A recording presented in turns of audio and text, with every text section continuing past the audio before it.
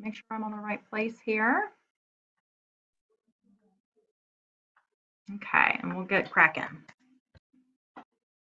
Okay, so this class comes around once every 3 months, and for the longest time, I was teaching it to agents, but we really weren't having a situation that often where people were experiencing it. So I'm glad that as that seems to be happening again these days, that it just so happens that it's time to teach the class again. So let's go over what a short sale is, what a foreclosure is, and talk about what the differences are and how you guys are going to need to work through them, typically from just like there's nuances for everything, but just an overall review of how they work. And then also how that is kind of like happening sometimes in tandem. Okay. So let's begin with foreclosures.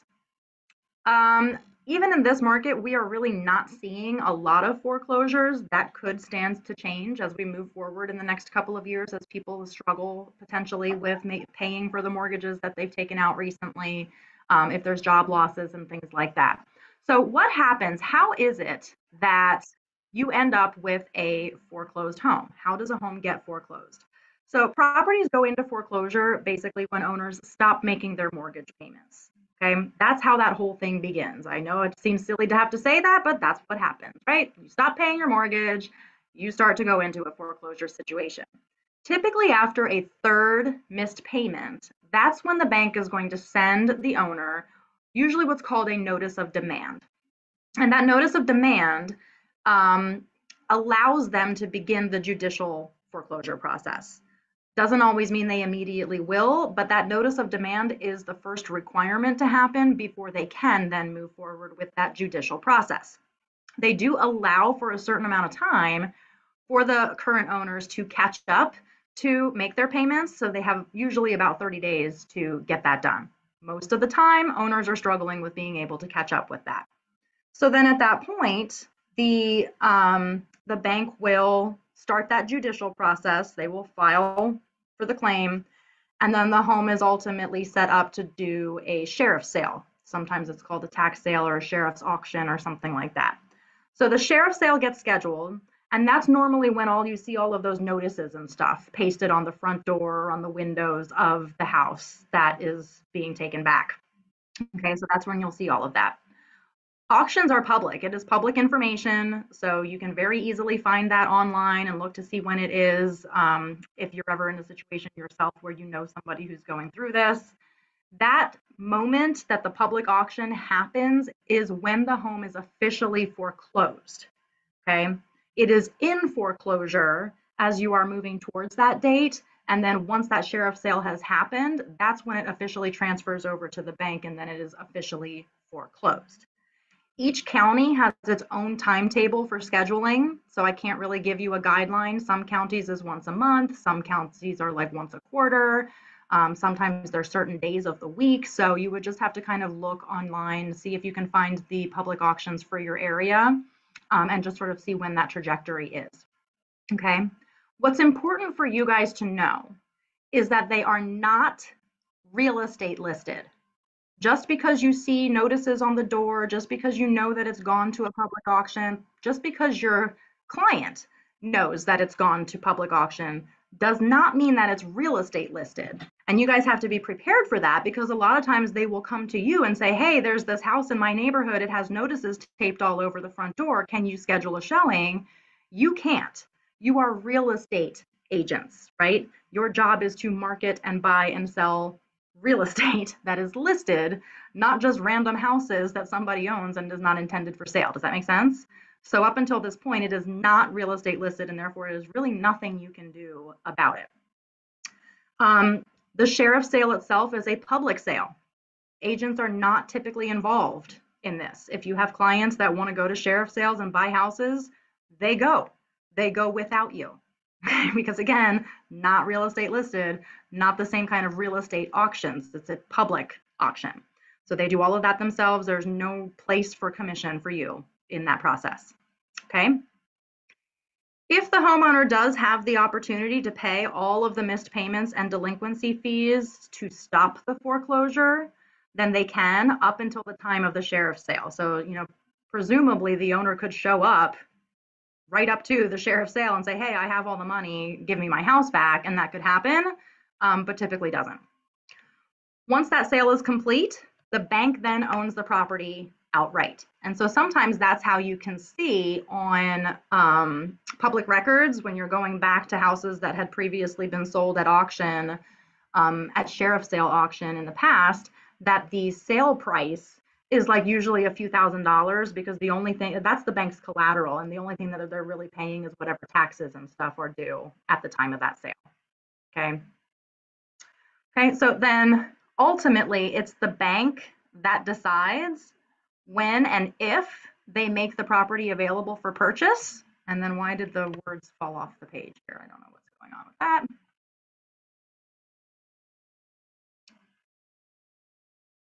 Yeah, so they're actually going to work with a contracted agent to list it into the MLS.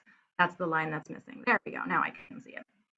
Okay, so the bank decides when and if they make the property available for purchase. They work with specified contracted agents to actually put it into the MLS. So it's not like something that you can really market yourself for as a listing agent and get them. They have that idea already. The other thing that you need to know about that is that it is not typical for a bank to immediately list it. Okay, those are very heavily sort of regulated with the bank so that they're not oversaturating the market too much with foreclosures. And they have their own timetable for when they want to deal with those properties. So sometimes those properties will sit there with the notices still taped to the door long after the public auction has finished for years. There have been occasions that I've known for a home to sit for 5 years before they ever actually decide to list the thing. And they really could care less about some agent or some client of yours who wants to, like, hurry up, give me an answer, I want to buy this house. Not on their radar. Okay. So there's really nothing you can do to help to facilitate that any faster, and nothing that your client can do either. Okay. When the bank is ready to list a property, as I said, they will go to their contracted agent, contracted brokerage, and they will put it into the MLS. They list it just like anything else. The bank is now the owner, the bank is the seller, and they hire an agent and put it onto the MLS. So foreclosures that are available to purchase, that's where they are. There is no need to buy a list. Have you heard that before? Where can I get a foreclosure list? Sometimes agents will ask me that. The new agents that I'm working with will ask me, my client wants to know, where can I get a list of foreclosures? You're a real estate agent. The foreclosures that you can help with are in the MLS. So the lists that they're looking for typically would be ones that are public auctions that are getting ready to come up, that are in foreclosure, and potentially they're looking for people who are behind in their mortgage payments and haven't yet been foreclosed on. Does that make sense? And yes, of course, you can buy those lists. As a real estate agent, doesn't help us. It's not something that we need to be doing. Okay. So you have access to foreclosures that you need to have access to, is the bottom line there.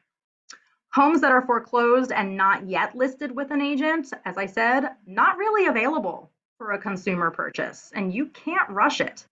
I have had agents in the past who have attempted to contact the banks to kind of say, hey, I've got an active buyer, can I purchase the property?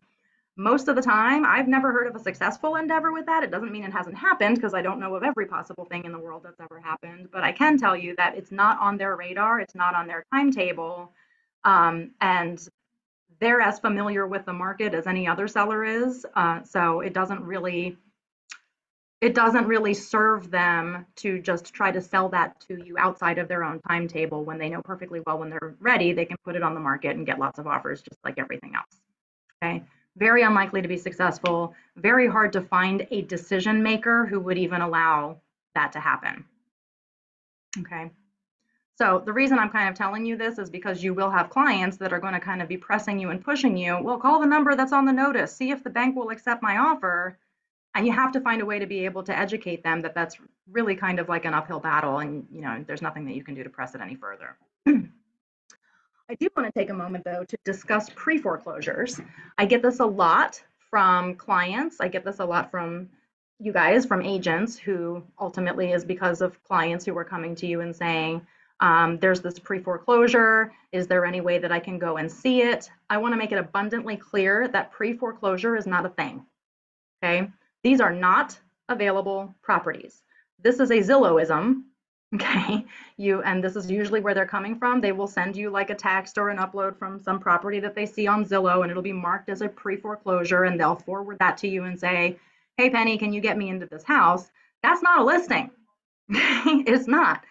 Zillow just is a public house of information, and because people's financial status with mortgages is a matter of public record, then when somebody has a judicial process against them or has been served in some way and realize that they are behind in their mortgage payments, Zillow flags it and tags it as a pre-foreclosure, meaning it's getting ready to be foreclosed. But the people still live there, y'all. Okay, so the last thing that you should be doing is going and knocking on the door and being like, "Hey, I've got this buyer who's interested in coming through and wants to, I want to show your house." Can be very jarring for the person who's actually living there. Now, I will say that it can be a really good prospecting tool. It can be an opportunity for you to make connections with people and maybe try to get them to sell their home before it becomes a foreclosure situation. But this is not the time for your client to go knocking on the door and saying, "Hey, I see that you're foreclosed. I'm interested in buying your home." So there's a little bit of a grace that needs to happen with that. Okay. So as I said, public records just have indicated they're behind on payments. The bank is moving forward in the foreclosure process. That's why it's got that flag. It is not a listed property that you would be allowed to show. Okay. So you just had this as an education thing for your clients. They don't know. It's not their fault. They're seeing on Zillow, it looks like a sale opportunity. Okay. Now, when it comes to listing a foreclosure, as I mentioned, the banks typically have a contract already with a brokerage in the area, and it's usually just a handful of agents, even specifically, that are allowed to list their properties. So there is a broker supplied list of exclusive agents. I like to just mention it though, because sometimes agents will be like, "Oh, how do I get on that list? How do I become a foreclosure listing agent?" I don't really suggest that this be your business model. Listing foreclosures is actually extremely time consuming, and there is a lot of very heavy out of pocket expenses that the agent themselves has to take on with the hope then that that foreclosed home will sell. Now, obviously, in today's market, the likelihood is high, but when you are the contracted foreclosure person, it's a very difficult lifestyle. Okay, you're getting bombarded with buyer agents asking questions, not knowing the process, just being very difficult to get it from start to finish. The listing agent is required to coordinate and pay for everything that it's going to take to get that house listed and to continue to maintain that house and then get reimbursed for it at the settlement table. So unless you got loads of money to spend and putting into it, probably not the best career path choice. They have to pay for maintenance. They have to pay for photos, which, as I understand it, is once a week. You have to provide photos to the bank, so that they can verify its current condition. It's all photographic evidence just to keep them updated throughout the process. If the grass needs mowed, you got to do that. And then specific instructions about how to make offers on these properties would have to be listed in the MLS remarks. Okay. As a listing agent for a foreclosure, you are really nothing more than a facilitator. You have no ability to sway or negotiate with the bank itself. They have their own system of doing things, and you're really just kind of the tool that they use to get it onto the MLS, and to facilitate making sure people know what website to go to put their online offers in. Beyond that, very little representation that you would be doing. Questions about that so far? Okay.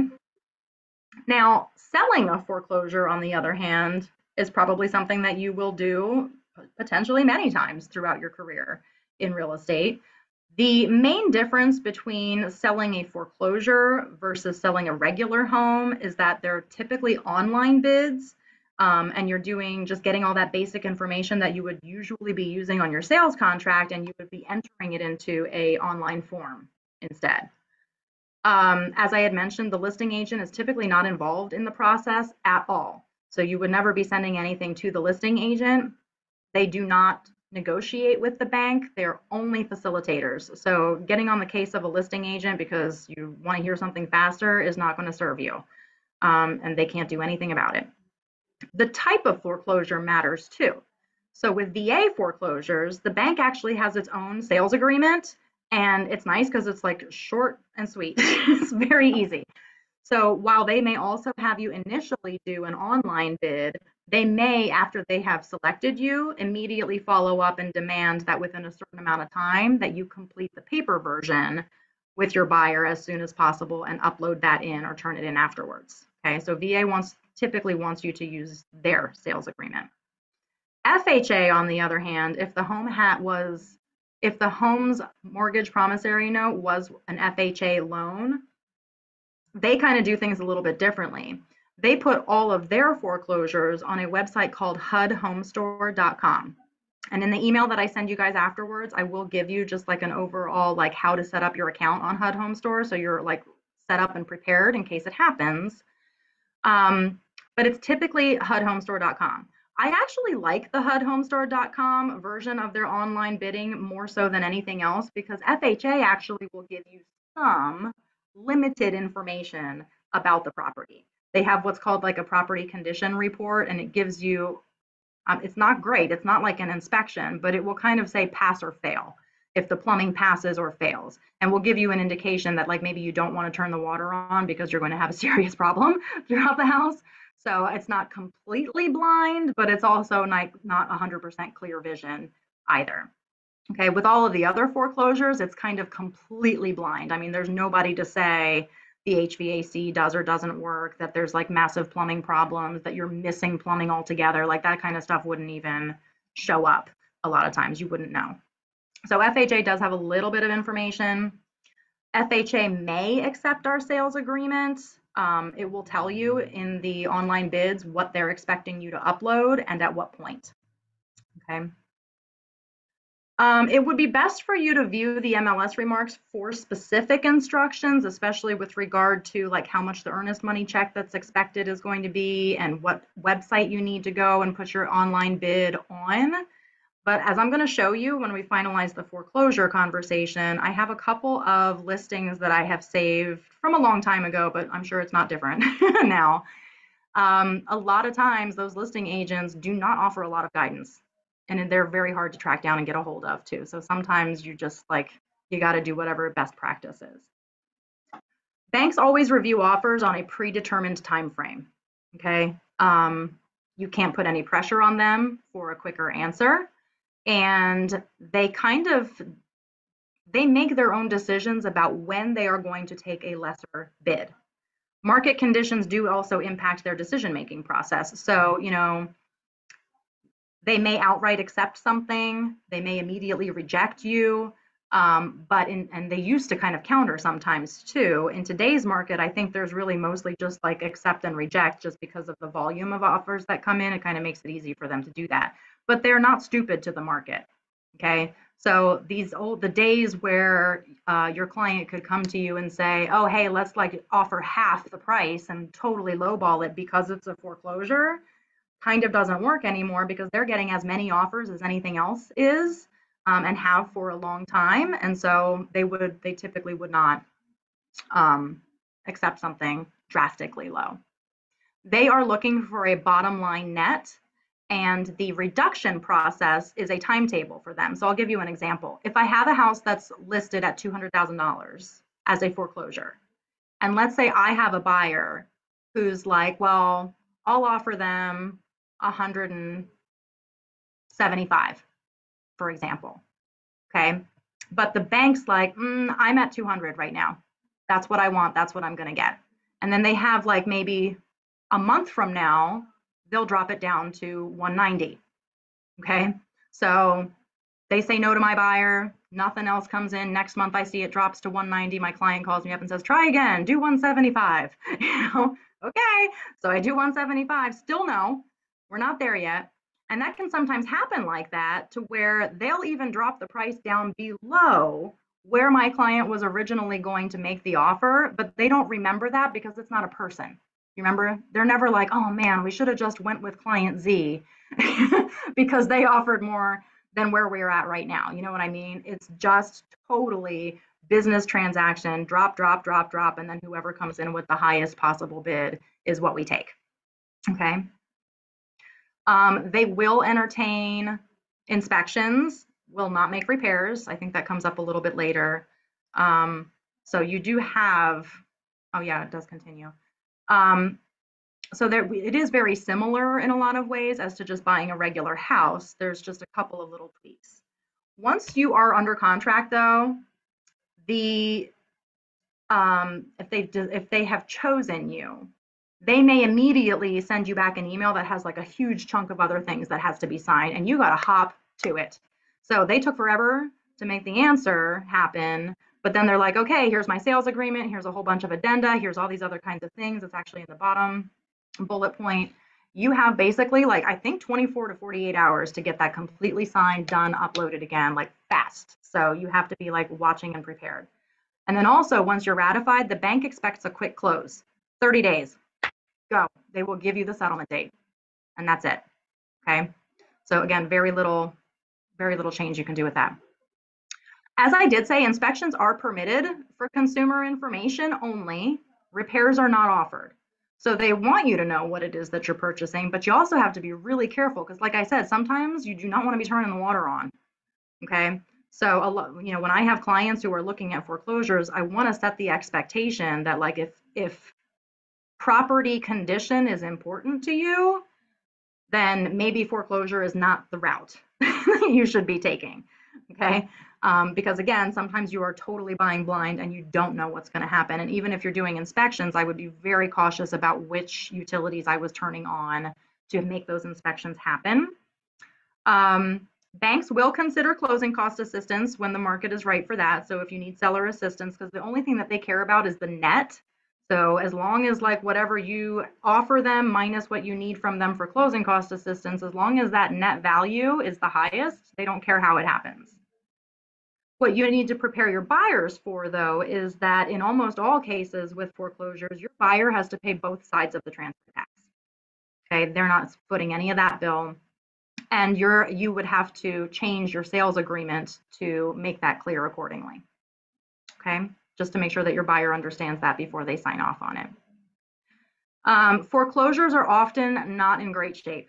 I mean, I have seen some crazy things. At one point, somebody had like taken the built-in stove. You know how like we have an island and there's like a stove in the middle of it, just like the flat top. Had like ripped that out and left all the granite there. They had like, I don't know, they had taken some of the outlets out of the wall. Just crazy stuff. Mostly just because they're angry about the fact that they've lost their house and they'll do whatever they can to, jack it all up before they go. Sometimes it's just because like it's valuable, so they might rip out all of the copper plumbing if it's in there so that they can try to make some money. I mean, I've seen some crazy stuff. One foreclosure that I went to, I don't know if a pipe burst in the basement or if they just like took a hose down there and just like completely soaked the entire basement. And by the time I was showing my buyer that property, there was probably like 2 inches of mold that had grown from the ceiling to the floor. So when you opened the door, it was just like this wall of mold in the basement. So we did not go down. I didn't see how bad it was. It was a lot of mold. So if you have buyers that are trying to use government loans, FHA, VA, USDA, those kinds of things, that's going to be a much harder road and probably extremely unlikely.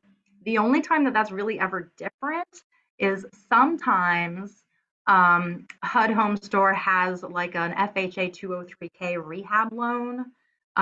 Sometimes the Freddie Mac conventional loan programs also have like a rehab loan. It's just a slightly different thing. And you can ask your lenders about that for more information. But they typically cost more out of pocket to the buyer. So it's very rare that people use those rehab loan products. Okay. So it's usually cash or standard conventional loans as a best practice. Okay. But there have been foreclosures that have been able to do a typical FHA loan, like a normal FHA loan, just because the condition was really, really good. It's a gamble because you don't want anything to come up. But if it appears to be in great shape, you can try. Okay. But the bottom line here is the bank is only concerned with the bottom line. There are no feelings involved here. Okay. There's nothing you can do or say that changes anything. You just come in with the highest and best possible offer, and it is what it is. And then you have to answer immediately, or they'll kick you out and move on to the next person. Okay, doesn't that sound fun? But it's very straightforward. So it's not really that different. You show it like you would normally show a house. You would write offers up and upload them into their online auction site, their online bidding site. But then once you're ratified, it's just a matter of getting to settlement, just like anything else. It settles fast. There's not really much else to it, especially if you're not doing inspections or anything. Okay, questions about foreclosures that I didn't cover before I show you some examples of MLS listings. Okay, so these are a couple of the foreclosures that I pulled a couple of years ago, just so that you guys can kind of see what they might look like in MLS. Some of the ways that I become aware of the fact that this is a foreclosure, number one, is that if I scroll down, let's see if it says it here. Yeah, under the sale type, it may be marked as HUD owned, and that is one indication that it is a real estate property. Sometimes it will say REO, real estate owned. So that also means that it's in foreclosure. It's a foreclosure property. Okay. The owner name might actually be the name of a bank. That's an indicator. But let's talk a little bit about the remarks. These are actually great remarks, and it doesn't always look like this. And this one probably is because it's a HUD FHA one, so it has lots of information. It will tell you some information like the EMD has to be a cashier's check, although it does not indicate how much it should be. So that's kind of like the higher the better kind of situation. In my history, I have seen where it specifically asks for 10%. So if it's not told to me otherwise, sometimes I suggest to my clients to go with 10% just to make sure that there's not some hidden rule that I'm not aware of. But you could ask the listing agent if there's a specific amount. It reminds us here that buyer has to pay all the transfer costs. It tells me where to submit my bids. Okay. It does give me the case number, which I will need for some of the documents and stuff. It does talk about, like, if you want to do a FHA, it has a little bit of this rehab loan stuff in here. It will tell you before you start your bid, you've got 15 minutes to complete it. And if you don't, you have to start all over again. So you better have your stuff together when you get in there to do it. And at least it tells you what you need so you can kind of be prepared ahead of time. Okay, so this is a good one. It actually gives you a considerable amount of information. The next one, however, is a little bit different. If I scroll down to the remarks here, this one is not a HUD property. It's a different one. Let's see who owns this. So this is just some random mortgage, Shell Point Mortgage Servicing. In this case, I'm going to skip the stuff that he added here too. The EMD has to be a cashier's check. He tells me there's a minimum EMD, but guess what? Doesn't tell me how much the minimum is. Not helpful. Okay, so then I would probably have to follow up and figure out how much that was. This property is part of the FENMA First Look program, and that's important for you guys to know because for a lot of these foreclosures, they really want owner occupants. So they have a specific number of days where you have to you are only allowed to do owner occupant offers. If you have an investor, he's not allowed. And if your investor tries to lie and say, I am going to be an owner occupant, they actually have to sign an affidavit, and so do you. So that if they lie, it becomes actually a legal liability to you. And they don't always realize that. Investor offers are not looked at until day 21. Okay. Additional details can be found at this website. I'm looking to see where he actually gives me the website to put in the offer, though. It's somewhere in here. I can never find it when I'm doing this class. It'll jump out at me. Oh, here we go. All offers have to be submitted to propoffers.com. And propoffers.com is another big one that I see a lot. Okay. Buyer agent has to pay a little extra fee. Isn't that fun? You have to pay $175 from yourself, your own commission. So they are giving you the 2.5% minus $175. Okay, so that's another kind of stuff that you'll see for foreclosures. Then the last one I like to show you, because sometimes It's nothing at all. This remarks just says all offers have to be submitted using this online offer management system, which is right here. And it tells me that there's a technology fee that's going to be applied to the buyer agent. Doesn't tell me how much it is. Sometimes there's a technology fee that gets applied to the buyer, and they also don't tell you what that is. Okay. So sometimes it's a lot of stuff, sometimes very little at all. Okay, questions about that? All right, we having fun yet? Okay, so moving on, let's start talking a little bit about short sales and how that's different. What is a short sale? So a short sale happens in real estate when somebody is financially distressed and they have to sell their property, but the amount that they owe on the property is not enough. I'm sorry, the amount that they can get for their property is not enough to cover what they owe on it. So they're underwater, is what we call it. Okay. Sometimes this can happen because somebody gets incarcerated, can't afford to buy the house, to pay the house anymore, and they want to sell it before it gets taken back by the bank.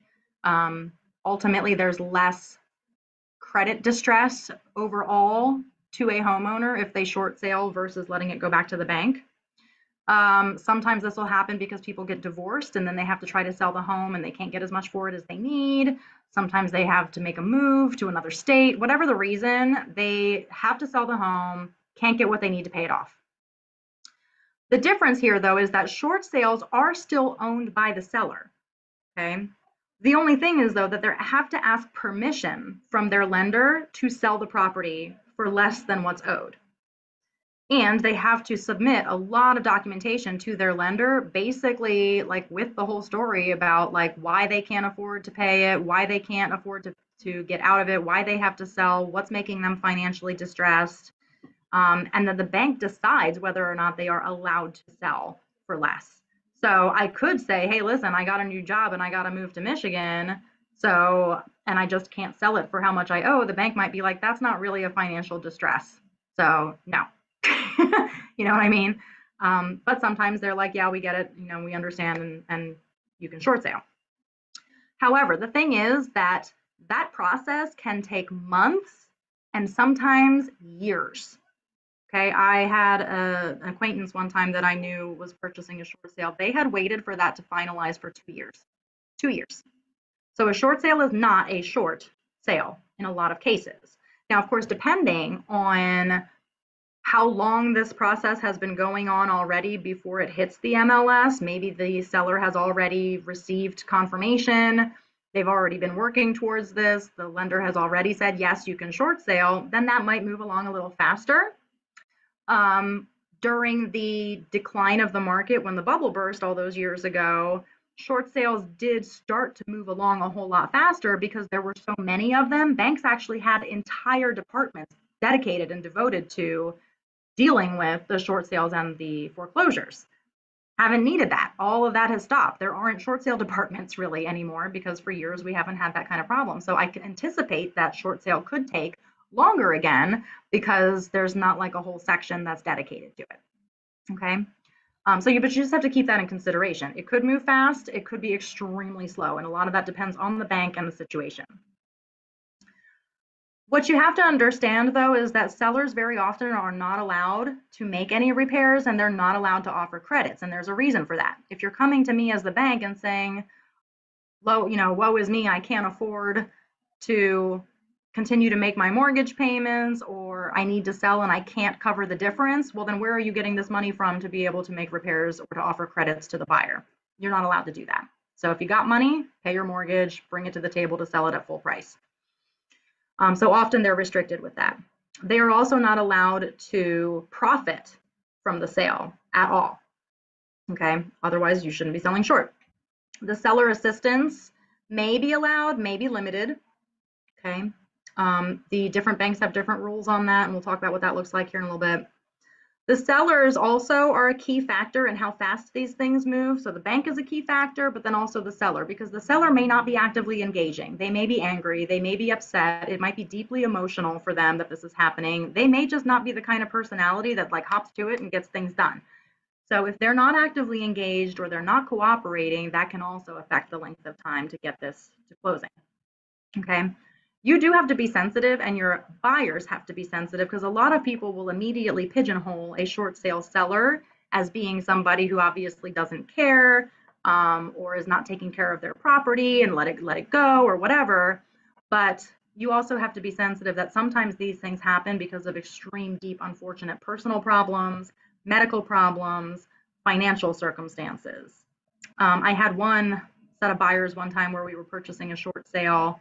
The house that we went into, when you opened the refrigerator, which I warned them not to, was covered in mold. And there was just stuff everywhere. And there was a dead rabbit on the floor, which, by the way, by the time we made it to settlement, was just fluff at that point. It had disintegrated. But and my buyers were just like, oh my God, they just like left everything here. And as it turned out, once we found out that the seller had evidently had like cancer and had extremely high medical bills and like was not able to like stay on top of them. So the bank was threatening to foreclose and take it away. And it was so emotional for them to have lost their house that they literally just took their stuff and left. They never came back to clean it up, never came back to take anything out of the refrigerator. They were just heartbroken over the whole thing and disappeared. So you have to be sensitive, because you don't know what life circumstances has caused somebody to get to this point. So be mindful of that. Okay. If you are listing a short sale, my suggestion to you is to hire a short sale negotiator.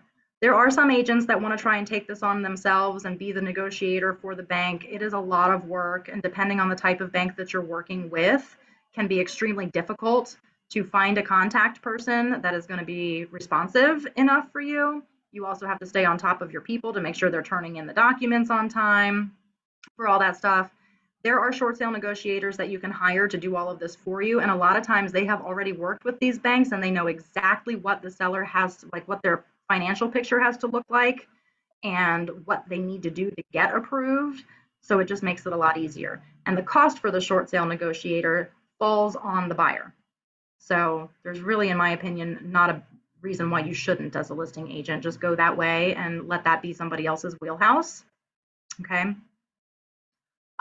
It's also helpful at the moment that you discover that your seller could be underwater to contact that third party negotiator and have them have a conversation with your seller, just to make sure, like, is this something we should pursue or not? Okay, that's not really your place to decide. Without that third party negotiator, that's going to be your responsibility, communicating with, negotiating with, mediating with the creditor. And it may not even be one creditor, it may be several creditors. You have to think that, like, sometimes a person will have a first mortgage, they may have a HELOC, they may have several home equity loans, they may have private mortgage insurance, and all of those are different people who are going to be like, well, now wait a minute, what about my money? Like, where's my money? How much am I going to get? So there's a lot of negotiation sometimes that has to happen. There may be liens against the property and judgments against the property, who knows? Okay. When you go to list the property, you're going to list the home as per your comps, because it's not necessarily that the home is below value. You just have to decide what today's value is for that home, and you will list it accordingly. It's the bank's decision as to whether or not they will agree to just take that amount. The process with short sales is a little bit different. With a normal sale, and even with foreclosures, they can accept a whole bunch of different offers and they'll pick highest and best. But with a short sale, what typically happens is that once one offer has come in and the seller like rolls with it, if anybody else wants to make offers, they can, but they would be considered backup offers. And with a backup offer, you're not even allowed to look at it. So you don't even know what they say or what they are. You don't know if they're higher, you don't know if they're lower. So it just kind of works like, first offer is what we roll with. Everything else is sealed and closed until that first offer has been like figured out. Okay, so the seller is going to sign the offer. Of course they're going to. They're trying to sell their home. But even though your paperwork is technically ratified and executed, you are not. technically ratified and executed because the creditor ultimately makes the decision. So once it's signed, all those documents go to the creditor, and then the creditor would give you as the listing agent the okay to move forward with the sale. Okay. Questions about listing it so far? Okay, on the buy side, if you're writing an offer, there will be additional documents that are necessary. There's usually some sort of short sale addendum that has to be signed with your offer. There are also frequently third-party negotiator addenda that's attached to that listing. Sometimes they will have very specific instructions about how to complete your sales contract and what to include with it. Sometimes it will even advise you as to what dates you should be using. Okay. Timelines do need to be discussed with your buyer. The short sale addendas usually will have some kind of indication as to like how are we going to address those things. Contractually, when we're talking about making mortgage applications, doing inspections, ordering title, all that stuff is kind of already in the contract as this many days after execution. The problem is that you are technically executed with the seller right away, but you're not really executed with the creditor. So you have to determine with your buyers, when do you want to actually do these things? As it states in the contract, immediately when the seller signs it, or do we want to wait for creditor approval first? And if that's what we're waiting for, we need to make sure that the contract reflects that. Okay, make sense so far? Okay. As I said, you have to prepare your buyer for additional expenses. If there's a third-party negotiator, those expenses are almost always indicated on the listing. Different companies sort of do it differently. Sometimes it's a flat fee, sometimes it's a certain percentage. I'll show you a couple of examples. You definitely want to make sure that that gets included in your buyer cost sheet because it's thousands of dollars. You don't want to leave that off. Once an offer has been accepted on a short sale, in the MLS, the status moves from active to active under contract. And active under contract means that we are still marketing to other people, but there's some kind of contingency in play. So like we're working with something else. That's usually how you can kind of tell if you're going to be a backup offer or if you're the very first one. Okay. But like I said, if you're a backup offer, depending on your buyer, it may not even be worth it to do that because unless they want to sit around and wait for months to find out if they're up next and they like need to hurry up and pick a house, this might not be the right situation for you. We need to move on from it. Does that make sense? Okay. So the process is you're completing all of the paperwork. You have the buyer sign. The listing agent is going to present your offer to the seller and the seller signs. And as I said, you're technically executed, but you're not approved to settle. The listing agent is going to take that whole finalized ratified package. They're going to send it either to the short sale negotiator or directly to the bank. That person then decides, as well as potentially other creditors, whether they will accept that lesser amount. Now, this process will move faster if the creditors have already decided that they will accept whatever your listing price is and you can move forward faster. But if you're not there yet and you're the very first one, it could take a minute. And then formal execution isn't until the bank accepts the offer, and that's usually an email that comes from the listing agent that says, hey, offer has been accepted by the creditors, let's get rolling. Okay. Again, same kind of thing as with the foreclosure. Once the creditor has said, yes, we're moving forward, you're typically expected to close fast, like as fast as possible. Okay. Questions about short sales before I show you examples? Yeah, I have a question. Oops. Just quick question. If you're a backup offer, you really don't know that you're a backup offer, correct? You would know because if you turned in an offer on a short sale that was under the active under contract status, then that means that there's already a contract on it. You would go into it knowing you were a backup. But you could be like number 3 or number 4 right. Backup. Yep. So what happens then if all of a sudden 6 months later they say, hey, we picked you, but you're no longer interested?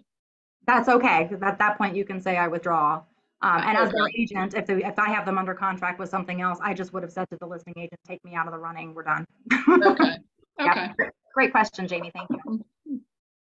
Anything else? Can you technically do that with other kinds of listings? other than short sales and foreclosures? Anytime that there is an active under contract listing, you could still write an offer on it.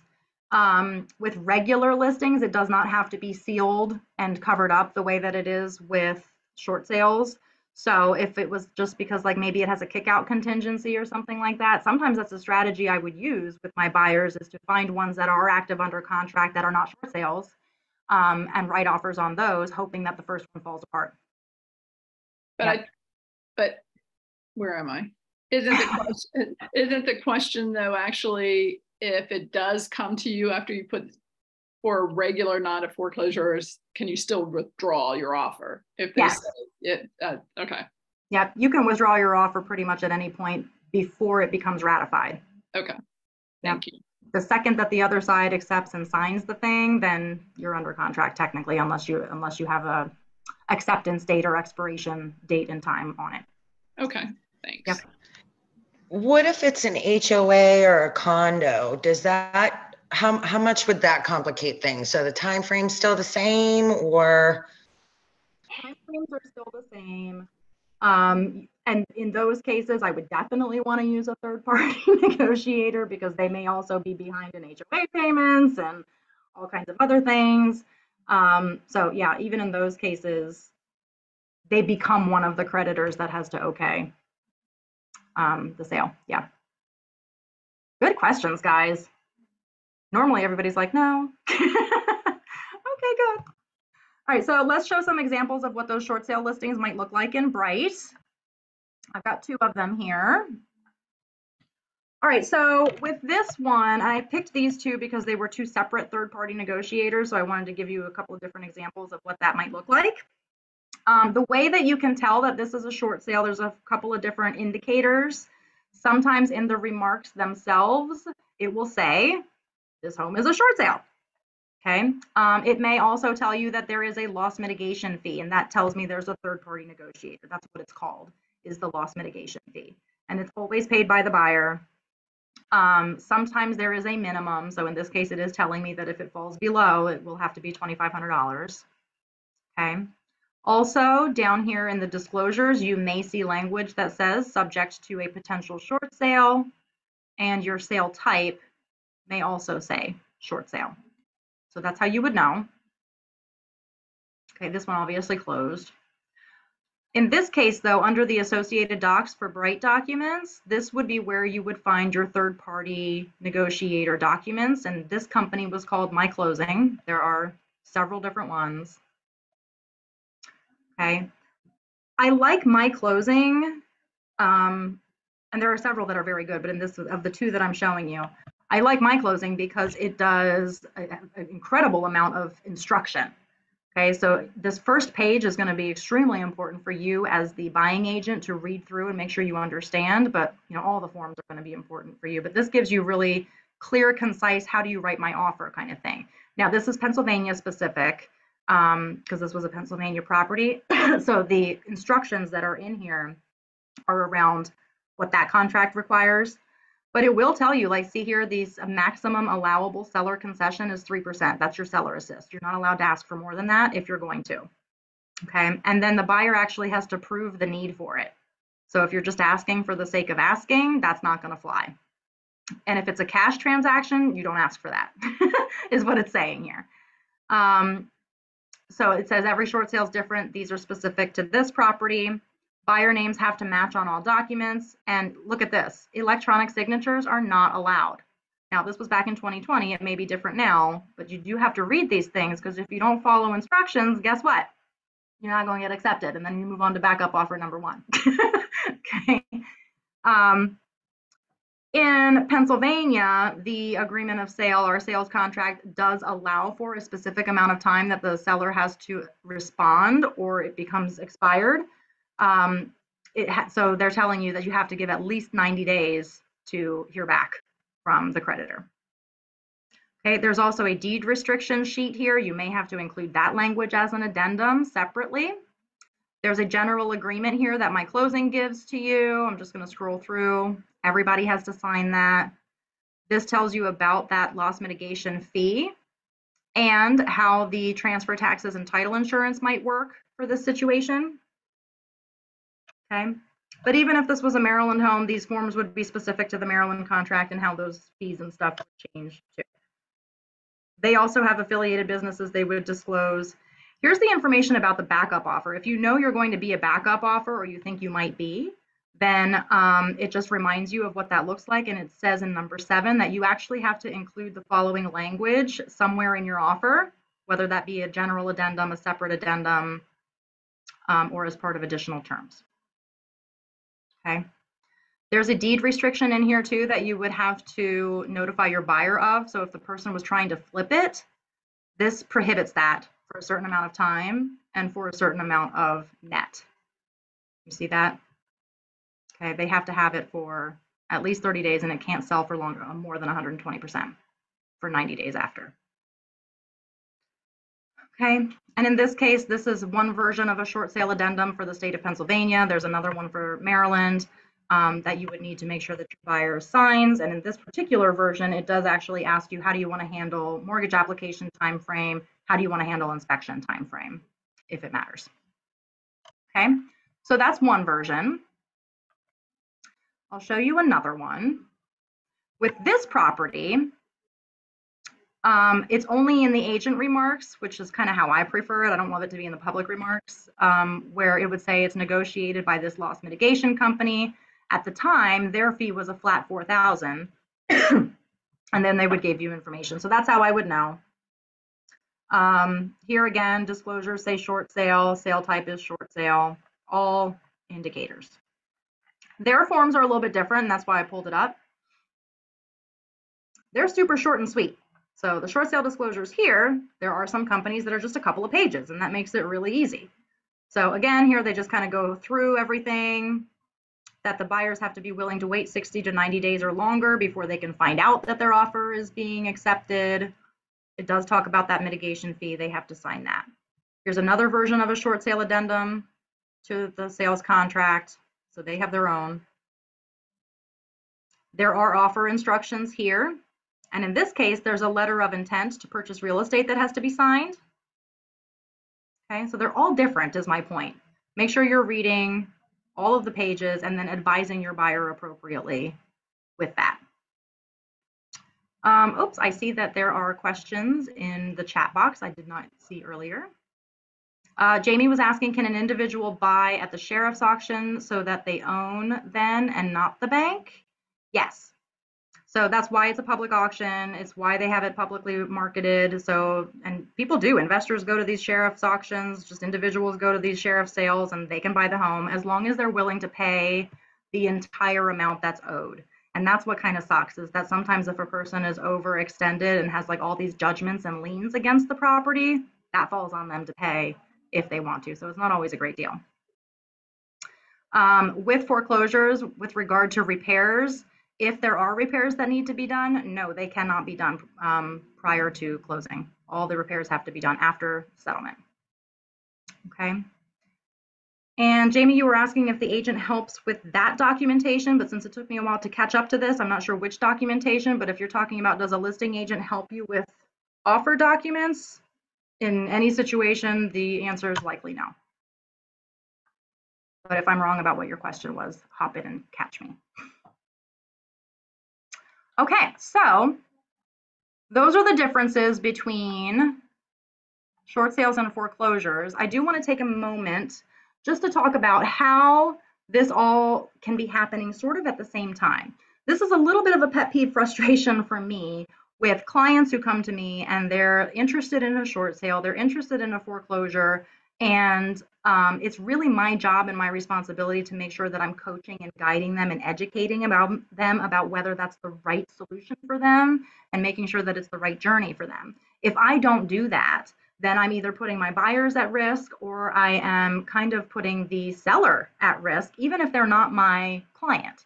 And I just don't feel like that's always the right thing to do. So if I am purposefully plowing ahead with a buyer who I know is not the right fit for this particular situation, I'm not doing anybody any favors by doing that.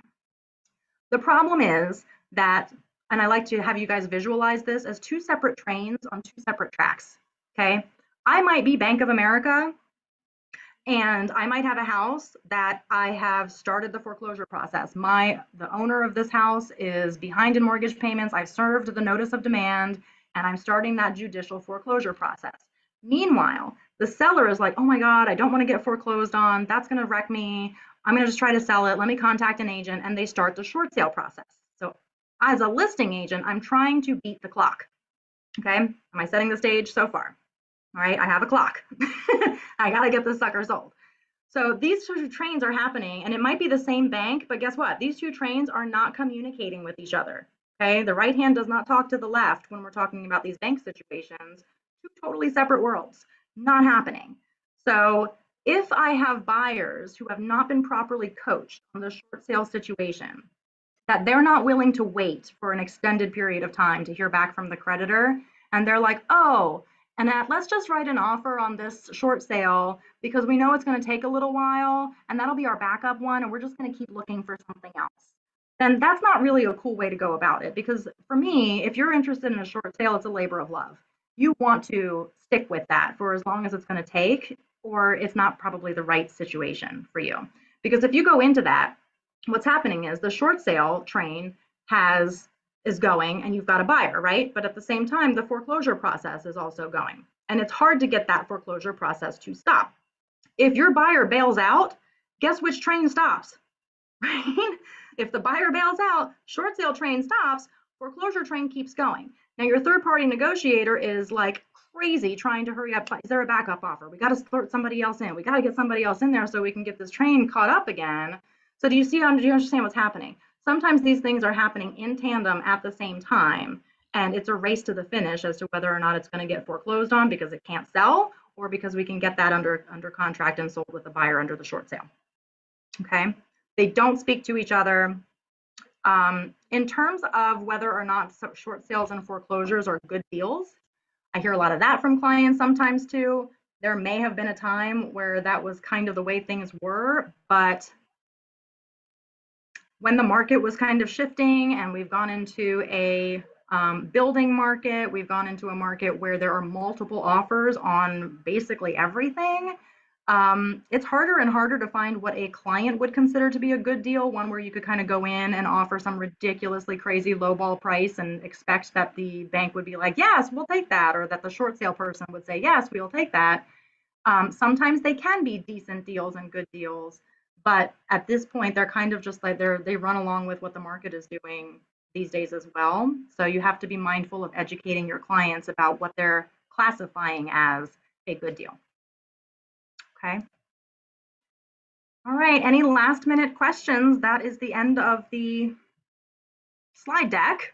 Stephanie, I have one more question. I'm sorry I asked a lot of No, questions. please go right ahead. So let's say you hire a third party for the short sale. Mm-hmm. What happens if the short sale does not go through? Who owes that money to that third party person? Do they still get paid? Yeah, no, as I understand it, I think that they work like we do. Oh, really? Okay, good. So they're incentivized to try to make this thing happen. Okay, good. Yeah. Now I can't speak for all of them, but all of the ones that I have worked with, it's kind of like this is a settlement at settlement cost, and if it doesn't go to settlement, it doesn't go. So. Okay, good. Yeah, but that would be a good question to double check when you're hiring one. Yes. Okay. So if an investor buys the property, is there a amount of time? Let's say they're going to use it as a rental. Is there amount of time before they can start doing that, or are there limitations? With short sales, there would not necessarily be a limitation. The only limitation I've ever really seen on a short sale would be that initial deed restriction limiting their ability to make an extreme profit on a sale within 90 days. With a foreclosure that you're purchasing, that one might get a little sticky because if you purchased it as an owner-occupied property, I think what I saw was that it has to be at least a year that it is fully owner-occupied.